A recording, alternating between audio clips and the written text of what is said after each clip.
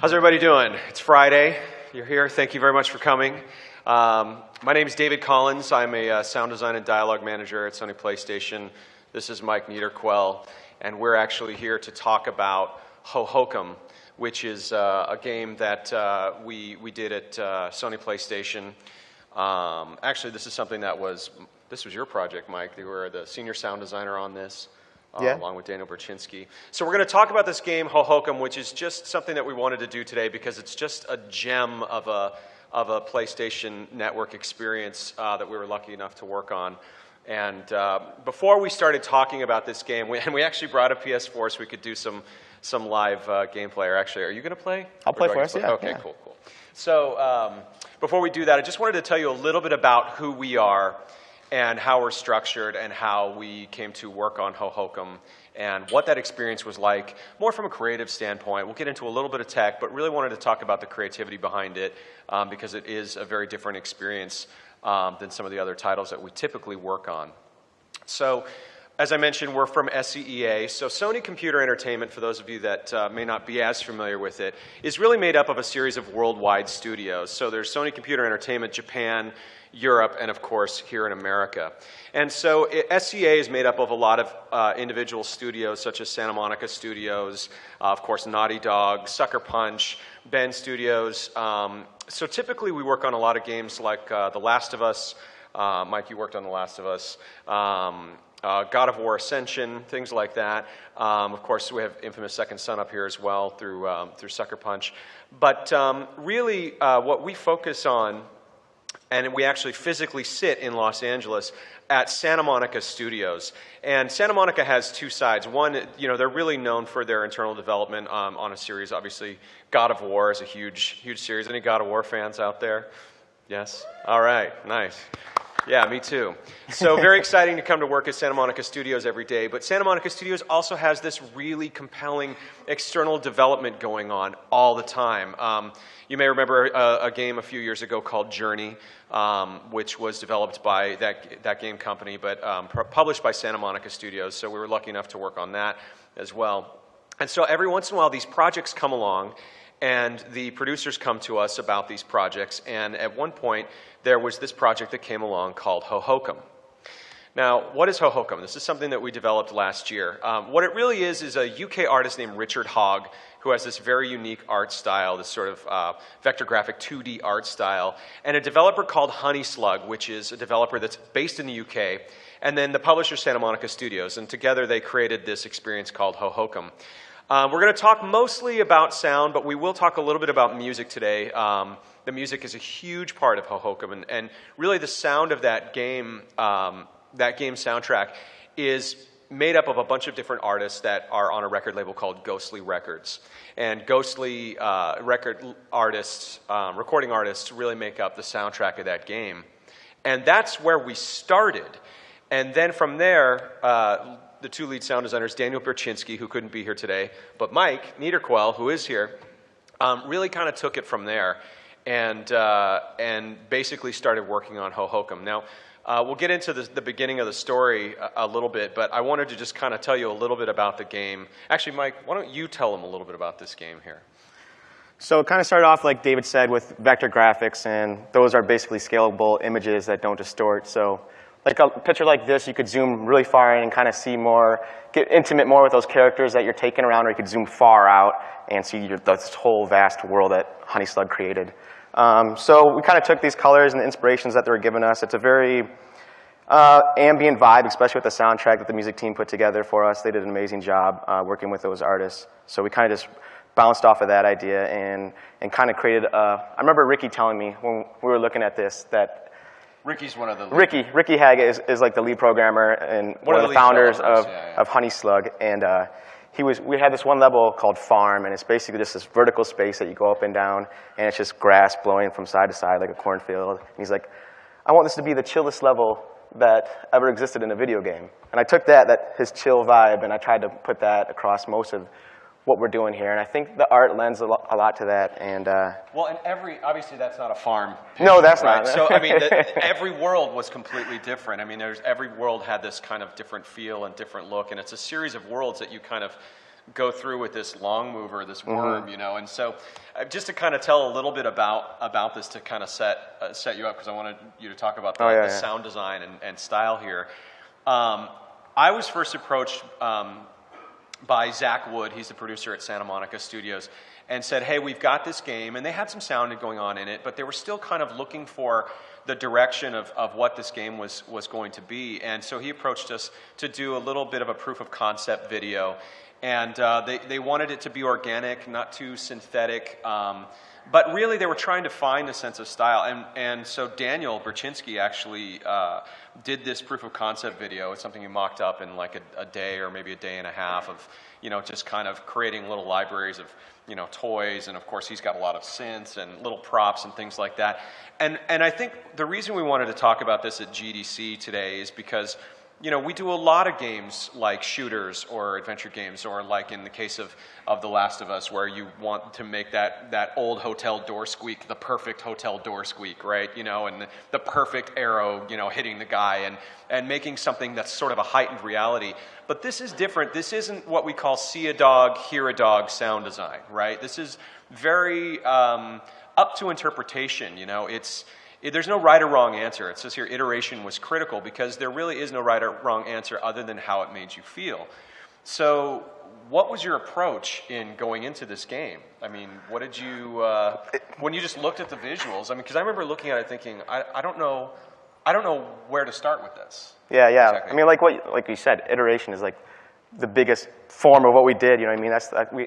Like you look at this tree that they're picking up here, you know, we didn't take a super literal approach to that, obviously. We didn't make it sound like a tree is being pulled up from the ground. So we used clicks from instruments, like we recorded a piano strings and stuff like that and plucking those. So we might use those and pitch those to the music, and we took a very non-literal approach to this design. Right, because the first video, it was this long mover moving around, picking up people who were riding on its back, picking up these acorns, which they'd take to a top of a hill, and they'd sprout open and turn into kites, and they'd fly kites. And as a sound designer, it's, you know, you're just kind of like, wow, this is, what are we going to do here, you know? And it's also a very, it's very kind of 2D, the game is. But, you know, on a PS4, we do everything in surround, of course. So can you talk a little bit about surround versus stereo? Yeah, we kind of made a conscious effort to leave the surrounds mostly open for the music. The music was so strong in this game, we just wanted to enhance the experience from the music as much as we could. So we left that pretty open. We played with like some subtle ambiances in the surround speakers and some of the level transitions. There's like we'll show you, there's a portal that kind of sucks you in as you leave the world. So we use that for the surrounds. But for the most part, we left that open for the music, and I think it worked fairly well. Absolutely. And then you mentioned doing some instruments and some props and toys. So can you talk about a couple of the stories in terms of building a custom library for Hohokum? Yeah, so we went and we recorded a bunch of musical instruments. I'm not a musician. I'm one of the weird sound designers. How many of you guys are musicians? Yeah. How many of you guys do sound design? How many are both? How many are just sound design? Oh, wow. Yeah, there you go. Yeah. Okay. So we went out, I went with Daniel, and we recorded a bunch of musical instruments at LA Percussion Rentals, and a bunch of stuff I haven't heard of. So it was pretty fun to mess around with those. So we recorded a bunch of those and used those. Recorded a bunch of toys, like baby rattles, and I have a bunch of like animal calls that I performed in a weird way. I vocoded a balloon in my mouth for some of the character voices. You know, that kind of stuff. This is the vocal star of Hohokum, right? Yeah, there's a lot of my voice in this game.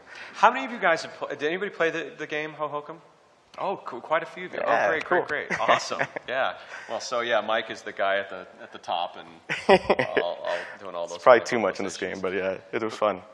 And so, you know, where we started on the game was, like I said, just a video. It was one of those projects where it's like, well, that went really well, the video went really well, now we're going to move into maybe working on it for a few weeks. And then a few weeks turned into a few months, and then it turned into the better part of a year with 2 full-time sound designers, because it became such such an important part of the game was the music and sound experience, but also the tools and tech, right? Yeah. So do you want to talk a little bit about sound and sound integration for the game? Yeah, so we didn't use any middleware. All our audio files are actually just loosely packed in folders, and we loaded them through Lua scripting and stuff like that at runtime. We sat on Sony's low-level NGS synth for a lot of the processing and rendering, but Because of that, we had to build a lot of these tools up from scratch, which Honeyslug was very generous with. So just getting simple things like pitch shifting and volume variation and stuff like that, we had to ask for. We had things where, if you're on headphones, we wanted the center spacing to be hold a longer radius, so it's not making you want to fall over as things pan across the world. So there was things like that we had to ask for and build up on, and it actually worked out pretty well given the scale of the project and stuff like that. And you actually made the decision to bake in reverbs and certain perspectives into the actual assets, right? Yeah. Why is that? Can you talk a little bit about that? We had some reverbs early on, and we're just prioritizing basically the tech we needed because we were kind of building this from the ground up. And so we didn't have something like, if we pan something to the reverbs, it was almost 100% wet all the time. So that was kind of a struggle to get things to sound good. Instead of asking for these things, there was some higher priority stuff. So we decided we had the opportunity, given the type of game it is, to render all our reverbs in, and they sounded nicer too for the most part. Because you could have your world-class verbs totally baked. Higher resolution, all that stuff. So we rendered all our reverbs ahead of time for almost all the assets, yeah. Right, and that's something that you would obviously not be able to do in a game where you're walking in and out of different environments and dealing with different volumes and things like that. Yep. Yeah. So that actually was a unique opportunity. The style actually kind of lent itself to that a little bit. Yeah. It's funny. When I started at Sony, I remember thinking, because I came from a third-party company, I remember thinking, "Yay, no more cross-platform development. I'm just going to be on the PlayStation." But actually, this game was absolutely for cross-platform development. It was developed on 3 platforms: the PlayStation 4, PlayStation 3, and the Vita. Yeah. And it completely fell on Mike to basically optimize those different platforms right at the end, right? I hadn't worked on a mobile platform before, so the Vita was obviously the biggest challenge. It has, less voices that you can play at one time, less memory and all that stuff. And so we had to form a plan around that, basically. So we had to cheat a couple of things when we were going to the Vita. Like we had less streams and things like that, so we would... Because there's no options menu for audio, so we had the luxury of using that, and we would put music and some of the ambience in the same stream. Just bake them together. Yeah, so the player's never going to know that, so it's kind of like a little secret here. But yeah, those were rendered into the same stream to save voices and memory and streaming buffers and bandwidth and stuff. Yeah. Yeah, so it was definitely a cross-platform experience, and definitely had all of those challenges, but was also really, really cool because if you bought it, you could play it and then download it on your Vita and play it at home on your PS4. Yeah. So that was really cool. We did bring a PlayStation 4 so that we could kind of play Hohokum for you. Hopefully it's coming out in surround. Please let us know if it's not. But you want to grab the controller and we'll play a little bit of Hohokum? Yeah, let's play a little bit. Cool. I'm going to do this from way over here. Let's see how this goes. Oh yeah, just turn that for me.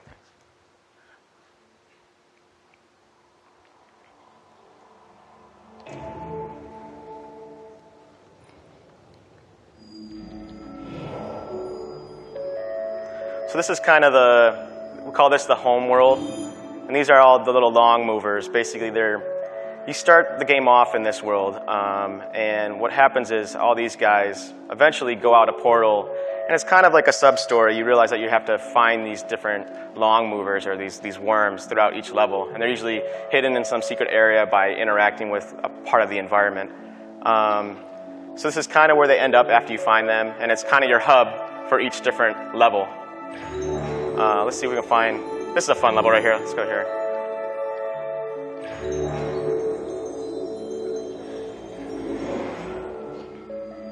Subwoofer. Is this guano? What's that? Is this the guano level? Yeah, this is This level is called guano. You'll soon find out why. It's kind of a fun one to start with, actually. So this is a level that had a lot of iteration on it. You can hear my voice on these dudes, kind of jumping around and stuff. Let's see here. So basically the point of this level is just kind of collect the guano with these little dudes.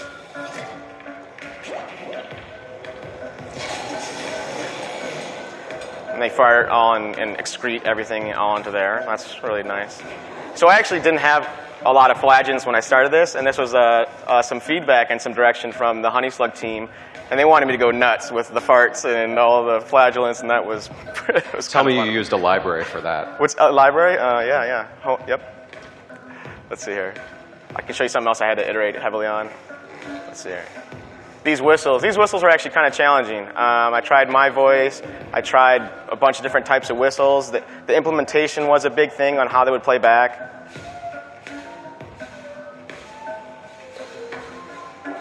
All tuned to the music track as well.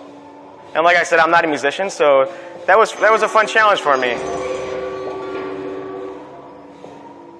Let's see here. These little guys will put more guano out for you. Let's see here.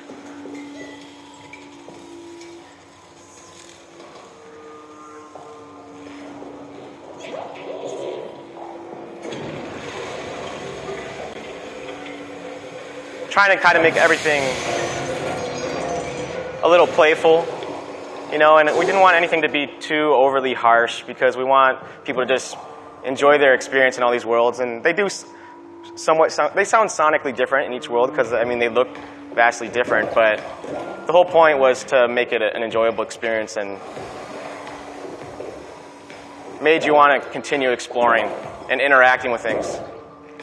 Let's see if I can find an exit. I still get lost in this game. It's crazy. Let's see here. How do I get out of here? There it is.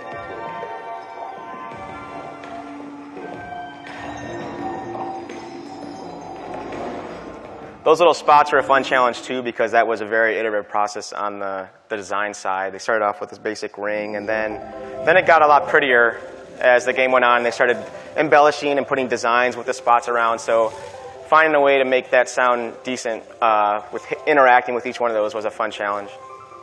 Oh my gosh, I can't see where I am. I'm just going down. Hopefully I get there. Do you see me? Where am I at? Oh gosh. Why don't we continue on? All right, let's continue on. Maybe I'll get out of there eventually. So that's the first world of Hohokum there. Oh, let's see if I can. There we go. So it's kind of an interesting one to start with, but every world was so different. I mean, there are ones where you're at a giant wedding and you're serving people wine, and there's the ones, like you said, where you're flying a kite, and then you're in this farm, and then you're, having these guys make this music, and you're lighting up this dark world with spotlights, and you're making constellations go out and go off. I mean, the art and the design was so different in every different world, including this one where you're underwater. Yeah, this is one we just got a gang award for interactive music last night, which was pretty cool. That's but very this cool. level is a good example of that. Thank you very much. As you go inside these tide pools, you know what I mean, we pull in and out different parts of the music and stuff like that. And Filtering, real time. yeah, filtering. it kind of felt like you were kind of DJing the game at times, going in and out of them, which is pretty fun. And it's kind of what the takeaway, even when you're listening to a level like the Guano level, is just how the sound interacts with the music, and everything's tuned. And so it's just kind of like playing one giant MIDI synth almost. Yeah, You're kind of just going through the world and triggering things and making things happen with this long mover. And we really went for a seamless blend. We touched on mixing a little bit earlier. So this is just a slide about the mixing process, which I know has been covered in past GDCs, but this is something that we've been talking about a lot at Sony, and I know other companies like Microsoft are talking about it as well, which is this kind of industry push to not make a super strict standard, but a reasonable standard for mixing, so that as a consumer, if you pop in a Blu-ray and watch The Hobbit or something, and then you go and download something on PSN, it doesn't tear your head off, and you don't go scrambling for the remote to turn it down. So we try and make things, after a lot of work that some folks in Europe did, we try to come up with a standard that really allows for excellent dynamic range in games, but also kind of gives the games a nice place to sit. So, just a little bit about the mixing process. You probably all know about this, but the loudness standard that we use is we measure in LKFS or LUFS, depending on whether or not you have the gate enabled. But It's basically minus 24 LKFS plus or minus 2 dB. So you've got like a 5 dB range there over 30 minutes of gameplay. For those of you who are curious about it, you can madly scribble down ITUR BT1770-2 and look it up. But there's a paper on it online that was published a few years ago. And it's a great way of mixing. We use the WLM meter, the Waves WLM meter, a TC Electronics box. I mean, there's all kinds of tools out there now to be mixing games just to try and get it in that nice sweet spot where it still feels like it pops, but it's not crazy louder and it's not crazy compressed or too quiet either. We don't want things to be too quiet. So just a little slide about that. You want to talk a little bit about the team? Yeah, the team's amazing. But we're going to talk a little bit about like the time differences and how we communicated with the team. So we were in Santa Monica, California, and they were in London, England. So that was a fun challenge, but for the most part, it worked pretty well. I mean, we did a lot of Skype calls, Skype video calls. I remember calling Ricky, and he'd be home for the evening and still working with us because it'd be like the afternoon for us or morning. And his son would come out and blow me kisses, and I've never met his son before, but it was like the cutest thing. So having that kind of interaction over long distance things is like, I think it's really important. You know what I mean? It's just a better bonding experience overall with your teammates. And you have to creatively jam on a game like this. You can't just throw assets over the wall. You got to have a conversation about how did it make you feel? I mean, you can't do everything through email too. You know what I mean? Sometimes it's easier just to talk to these people instead of very technical stuff. It's quite a big challenge. And you guys are in the same source control, online source control, and you were getting regular builds, and you were part of the same, the whole. We started off in a different directory just because we were new to them and stuff like that. So they wanted to branch us off in a separate repository. So we're working in a different structure than them, and we quickly realized like to iterate on things quicker and make it easier for them so they don't have to like be conscious of always sending us builds, and so we're not behind with the time differences and everything, because if they miss sending us a build, it could be 2 days later and then we get updated content. So we eventually moved into their branch, and it saved a ton of headache and time for everyone. And that was one of my favorite parts of watching the development and kind of taking part in the development was watching Mike and Daniel become more and more a part of the team and a real integral part of the experience. With Honey Slug, and watching the developer and Santa Monica Studios, and these guys get excited about developing this game as it was literally finding its voice over the course of 9 months to a year. I think you worked on it, and just starting out with just working on it on a video in just a few weeks, and really watching this game come to life. So a lot of games have this, but the scope kept increasing, right? As we started falling in love with the game, and as the company was realizing, like, oh, we could do this, we could try this, the creativity really started flowing, and they loved the audio. So what else can we do? I remember requested a lot of one-offs for a lot of different levels in terms of, hey, I'd love to have an event here, an event there, because what started out as a small part of the game actually turned into a lot of work for the team. There were some levels where, in a sense, these things that helped us mix. There's levels where you go, and there's one level where you start off by some water, and you go into the sky, and you're out basically in space in the stars. And we didn't have the technology at the time to fade out ambiences based on that verticality. Right. So that way we could change the ambience based on how low you were in the level and how high. So that's kind of like a nice mix and asset change that we couldn't do before. So as we got more time, we could do more creative things like that. But it was a lot of those, like you said, were one-offs. So the center panning thing, like I said earlier, being able to have like a dead zone before things start panning, that was something we added later as well to make it a better experience. Right. So kind of our takeaways, the push for more tools and technology definitely paid off. You being an integral part of the team definitely paid off. The custom library creation that you guys did was absolutely critical, and a lot of times it was just, you'd prototype something just by making mouth noises or whatever, and it ended up staying in the game. It was totally charming, and we were able to kind of overcome the challenges of working remotely. We'd even use GDC as an opportunity to get together and have in-person conversations, and working within our means. That's something that we want to be really clear about messaging, because it's not like we're Sony, so we just go nuts. We really wanted to treat this like an indie game, an indie game development. Every project has its own needs creatively, but also, from a budget standpoint, and a schedule standpoint. We need to be careful that we don't iterate forever and to death, but at the same time, we had this great back and forth with Santa Monica Studios, who really allowed you guys to find what was going to work for this title, and we all just kind of fell in love with it. I'm still playing. My wife plays this game. You know, it's really awesome to play it together as well. So, speaking of which, why don't we play a little bit more? We have just a few minutes left. Alrighty. Maybe just go back to the hub. Can you load up the Kite Village? Yeah, can you switch it over for me? Oh yeah. Thanks. Sorry, forgot. If I can find it. Sometimes, like I said, I still get lost at times.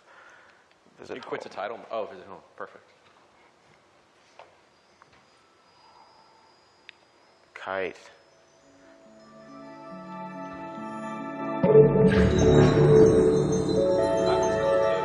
Huh?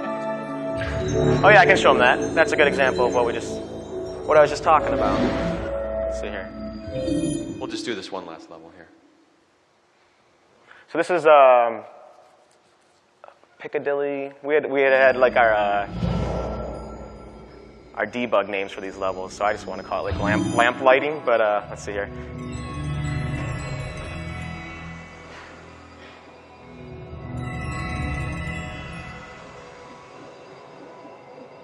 So Daniel Birczynski worked on this level. He did a great job.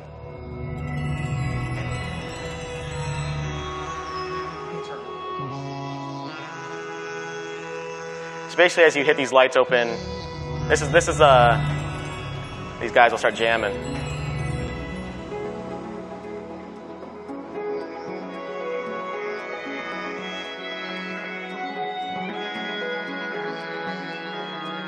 I think that's our music guy, Pete Scaturo, vocoding this voice and singing along with what some of the musicians did.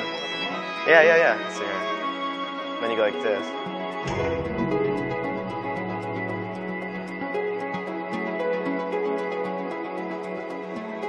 And as you turn them off, this is the kind of where the interactive part comes in. You can hear the music tracks kind of go away and kind of gets a little bit calmer.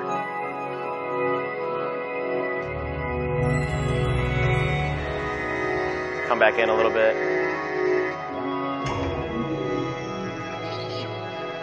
So each world was like a puzzle to solve as you just kind of interacted with all of these. And this is kind of where we had, the transition too as you go into space. Gets a little bit calmer. The ambient transition. More tranquil.